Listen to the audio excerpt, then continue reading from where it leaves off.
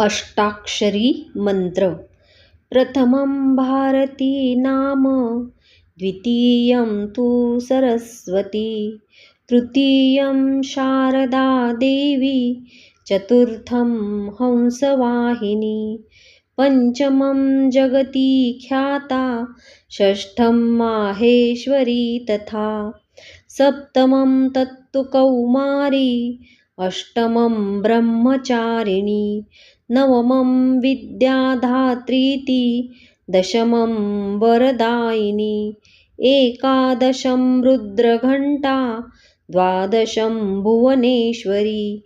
एतानि द्वादशो नामानि यः पठेत् शृणुयादपि न च विघ्नभयं तस्य सर्वसिद्धिकरं तथा।